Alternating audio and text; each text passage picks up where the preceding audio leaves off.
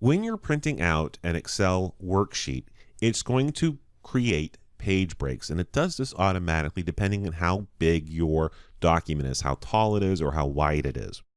We can see where Excel is making these breaks, and it does it, like I said, automatically. So we're going to be at our Home tab.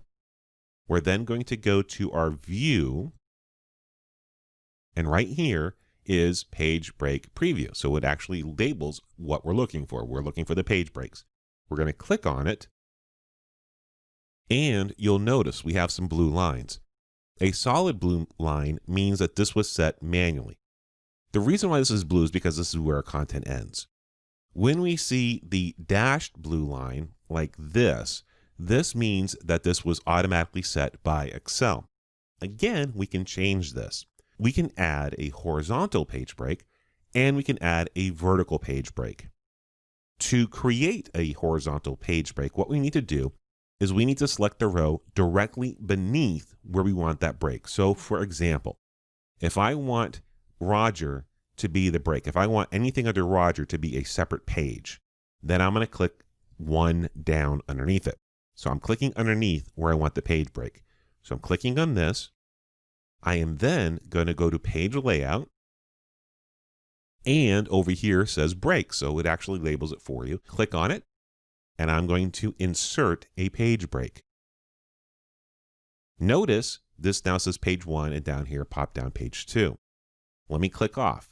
You see the solid blue line. This again indicates that this was manually set. To create a vertical page break, it's pretty much the same thing. We're going to click immediately to the right of the column where we want the break.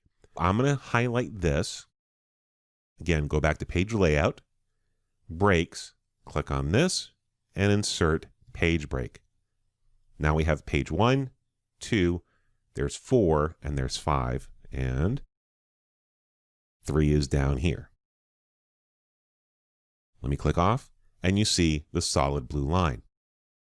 You can manually move these, by the way, once you have them set. If you don't like them, you can move them. So let's say that I want to move this over. All I got to do is click and drag on it, and it moves. I can click and drag on this, and it moves. And so you can manually move the page breaks once you've inserted them. But let's say that you want to get rid of them. Not a problem.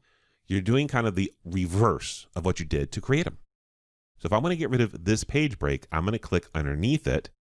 I'm going to go to breaks, click on that, remove page break, and it's gone. If I want to get rid of this one, click here, drop down, remove page breaks, and it's gone. I could have also, let me create these again. Let me insert a break. Insert a break.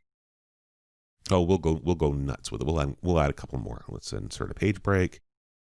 We'll insert a page break. We'll insert a page break. Let's say I really messed this up and I really have a whole bunch of breaks. I could go individually and remove them, or I could just go here to breaks and just click reset all page breaks, and boom, they're all gone.